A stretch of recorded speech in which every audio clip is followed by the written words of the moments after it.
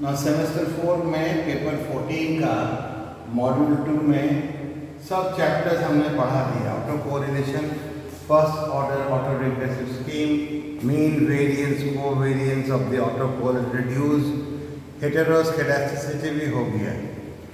सिर्फ उसमें बचा हुआ है मल्टी कोलिनियरिटी। मल्टी कोलिनियरिटी एक थियोरेटिकल चैप्टर है, मल्टी कोलिनियरिटी। इसका क्वेश्चन 3 पार्ट में हो सकता है। फर्स्ट पार्ट है, what do you understand by multi collinearity? What do you understand by multi collinearity? What are the causes? What are the causes for multicollinearity to arise? Or discuss with examples how multicollinearity can affect the econometric analysis of economic models. क्या हुआ? What do you understand by multicollinearity? What are the causes of multicollinearity and how does multicollinearity affect the econometric analysis of economic models? आज मैं first और second part करूँगा। इस chapter बहुत छोटा है लेकिन थर्ड पार्ट हम लोग करेंगे कल। तो मल्टीकोलिनियरिटी का मीनिंग क्या है? ये कुर्सोनिस किताब में सबसे अच्छा है, पेज 233 पेज ऑफ कुर्सोनिस से is the best book on multicollinearity. What does it say? That the crucial condition for application of least squares is that the explanatory variables are not perfectly linearly correlated. Least square क्या बोलता है? The explanatory variables जो है, मान लो y बराबर है beta 1 x1 plus beta 2 x2, तो y का explanatory variable क्या है? x1 और x2। तो लीस्ट स्क्वायर बोलता है क्या? यह जो एक्सप्लेनेटरी वेरिएबल है x1 और x2, इसमें परफेक्ट कोरिलेशन नहीं होगा। परफेक्ट कोरिलेशन नहीं होगा मतलब R1 नहीं होगा। R1 में होता है perfect correlation. R is not equal to 1. The term multicollinearity क्या दिखलाता है? Linear relationships among the explanatory variables. Multicollinearity shows the presence of linear relationships among the explanatory variables. Linear means the power of the variables will be 1. If the explanatory variables are perfectly correlated, अगर explanatory variables में perfect correlation रहा मतलब R अगर 1 हो, तब क्या problem होगा? The parameters become indeterminate. ये जो पैरामीटर है बीटा 1 एंड बीटा 2, इसका वैल्यू नहीं निकलेगा। It is impossible to find out the separate value of these parameters and the least square breaks down. अगर परफेक्ट कोरिलेशन है एक्सप्लेनेटरी वेरिएबल्स का बीच में, तब यह पैरामीटर का सेपरेट वैल्यू नहीं निकलेगा और लीस्ट स्क्वायर ब्रेक्स डाउन। क्यों सेपरेट वैल्यू नहीं निकलेगा? क्योंकि इतना हाई डिग्री ऑफ कोरिलेशन है that there is a very very very close relationship. इसको सेपरेट करना बहुत मुश्किल है। इतना नियुक्त संबंध है, इतना अटूट संबंध है कि दोनों को अलग अलग करके अलग अलग वैल्यू नहीं निकलेगा और लीस्ट स्क्वायर ब्रेक डाउन। दूसरा एक्सट्रीम में अगर R में कोई रिलेशन अगर नहीं है, R is equal to 0, there is no correlation, तब वेरिएबल्स को कहा जाता है orthogonal variables. Correlation is 0, the variables are called orthogonal variables और तब कोई प्रॉब्लम नहीं है। And then there are no problems concerning the estimates of these coefficients as far as multicollinearity is concerned. अगर 0 है कोरिलेशन, कोई संबंध नहीं है वेरिएबल्स में, तब अलग अलग वैल्यू निकालने में कोई प्रॉब्लम नहीं है। लेकिन अगर 1 है या हाई डिग्री ऑफ कोरिलेशन है, तो वेरिएबल्स का सेपरेट वैल्यू नहीं है। इसके बाद कुर्सोनिस बोलते हैं यह नहीं देखना है कि मल्टीपोलरिटी इकोनॉमिक्स में है कि नहीं है। मल्टीपोलरिटी इकोनॉमिक्स में इनहेरेंट है। इनहेरेंट मतलब इकोनॉमिक्स का खून में, इकोनॉमिक्स का ब्लड में multipolarity is present. So multipolarity is not a condition that exists or does not exist in economic functions, but rather a phenomenon inherent in most relationships. यह phenomenon inherent है in most relationships. यहाँ कुछ example देते हैं, 2 example. एक तो मान लो z जो है, z है function of x and y, और अगर x एंड y में हाई डिग्री ऑफ कोरिलेशन है और z इंक्रीज किया, तो हम लोग सिर्फ कह सकते हैं कि x एंड y दोनों को चलते x में इंक्रीज किया, z में इंक्रीज किया, x एंड y दोनों को चलते z में इंक्रीज हुआ। कितना z में इंक्रीज हुआ ड्यू टू x, कितना z में इंक्रीज हुआ ड्यू टू y, सेपरेटली नहीं कर सकेंगे because of A high degree of correlation between x and y। उसी तरह इकोनॉमिक्स में एग्जांपल दिया कंजम्पशन। कंजम्पशन किसका फंक्शन है? इनकम का और एसेट का।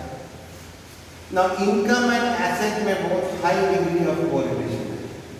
जिसका इनकम ज़्यादा है उसका जायदाद, संपत्ति, एसेट भी ज़्यादा होगा, और जिनके एसेट ज़्यादा है, जमीन है, जायदाद है, उसको किराए में लगा करके, उसको लीज पर लगा करके, उसको बेच करके उसका इनकम भी ज़्यादा। So there is a very high degree of correlation between income and assets. अब suppose consumption increases, we can only say that due to both income and asset, the consumption of the person has increased.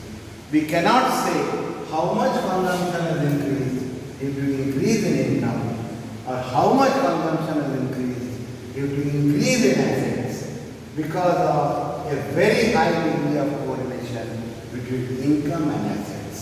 कुछ सोनेस class में लिखता है, the effects of these variables on consumption cannot be sensibly investigated. इसका effects sensibly investigate नहीं किया जा सकता है। Why? Because of their high intercorrelation. High correlation है, इसलिए इसका effects जो है consumption पर अलग-अलग हम लोग नहीं कर सकते। सो मल्टीपोलरिटी का मेन प्रॉब्लम क्या है? कि अगर हाई डिग्री ऑफ कोरिलेशन है एक्सप्लेनेटरी वेरिएबल्स में, तो पैरामीटर्स का सेपरेट वैल्यू नहीं निकलेगा। इतना वेरिएबल्स जो है इतना अटूट संबंध है, they are so closely attached to each one another that you cannot separate the parameters and cannot find out the separate value of the parameters. That is the main problem of multipolarity. अब आएगा multipolarity का क्या क्या causes है? What are the causes? Number 1, ये है page 234 puts on इसमें. First cause है there is a tendency of economic variables to grow over time. Economic variables एक साथ move करता है. There is a tendency of economic variables to grow through time. मतलब जब देश में प्रॉस्पेरिटी हो रहा है, प्रॉस्पेरिटी या बूम, प्रॉस्पेरिटी और boom, what happens? All the variables grow. Demand will increase, production will increase, employment will increase, supply will increase, investment will increase, again employment will increase, income will increase. So all variables grow during periods of economic prosperity or during periods of economic boom, and all variables decrease, sub variables घटेगा during periods of depression or during periods of recession. All the variables will decrease. अब मान लो हम लोग बोलते हैं कि देश में इतना प्रतिशत ग्रोथ हुआ, इतना परसेंटेज जीडीपी बढ़ा, तो what we can say is in सब वेरिएबल्स के जॉइंट इफेक्ट्स ग्रोथ हुआ।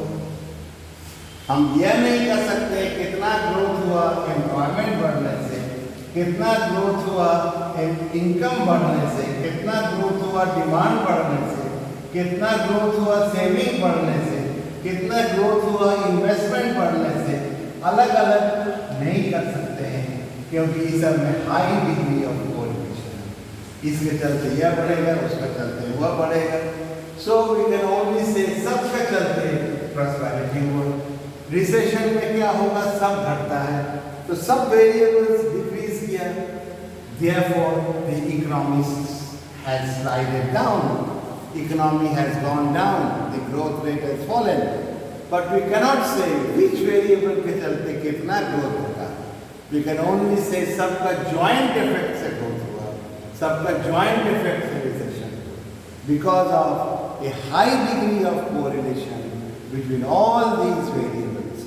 जैसे कॉलेज में या स्कूल में रिजल्ट अच्छा होता है, we all say कि सब टीचर्स अच्छा है इसलिए रिजल्ट अच्छा हुआ।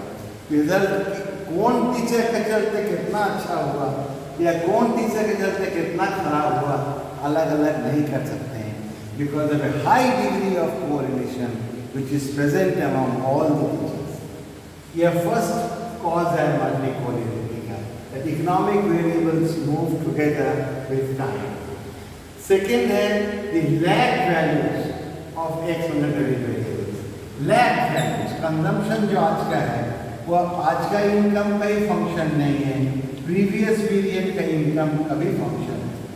Consumption is a function of this periods income P and previous periods income. अब किसी का कंजम्पशन बढ़ा और वह 10 लाख रुपया का गाड़ी खरीदा ना, यह 10 लाख वह इस महीना में नहीं कमाया है, वो पिछले महीना के में इनकम इसमें जुटा हुआ है। 10 लाख एक महीना में उसका इनकम नहीं है। सो क्या कर सकते हैं, कंजम्पशन बढ़ा, गाड़ी खरीदा या घर बनाया या बहुत कीमती रेफ्रिजरेटर खरीदा, हम लोग बोलेंगे कि आज का इनकम और प्रीवियस पीरियड की इनकम दोनों ज़्यादा है, इसलिए कंजम्पशन हुआ। क्योंकि आज का income and previous periods income में there is a high degree of correlation। जो आज प्रोफेसर है पिछले पीरियड में वो प्योर नहीं था, इसलिए today's income and previous periods income में there is a high degree of correlation। So when consumption increases, we can only say that consumption has increased because of this period's income and previous period's income। We cannot say how much consumption has increased due to this period's income or how much consumption has increased due to previous period's income, because of a very high degree of correlation between this period's income and the previous period's income। यह second cause है multi-quality, lag values of the variables। और third है हम लोग जो consumption या production में देते हैं, production function में देखते हैं, output is a function of labor and capital। अब labor capital में भी high degree of correlation है। अगर labor ज़्यादा है कैपिटल भी ज़्यादा होगा, लेबर कम है कैपिटल भी कम है। अब आउटपुट बढ़ा, लेबर कैपिटल में there is a very high degree of correlation in the production function। So if output increases, we can only say that output has increased because of both labor and capital। We cannot say how much output has increased due to increase in labor, how much output has increased due to increase in capital, because of a very high degree of correlation between labor and capital। कितना output बढ़ा labour के चलते, कितना output बढ़ा capital के चलते, पूंजी के चलते, अलग अलग नहीं कर सकते हैं क्योंकि लेबर कैपिटल में there is a high degree of correlation। यह causes हुआ। अब एग्जाम्पल्स हम लोग कल करेंगे, 2 एग्जाम्पल देंगे, एक कुछ किताब में है, एक दूसरा किताब में है, एक जैसा अग्रवाल। 2 एग्जाम्पल देंगे, एक कंजम्पशन फंक्शन का, एक सेल्स फंक्शन का, और देखेंगे कि अगर high degree of correlation variables का बीच में है, then we can not find separate values of the parameters. Parameters का सेपरेट वैल्यू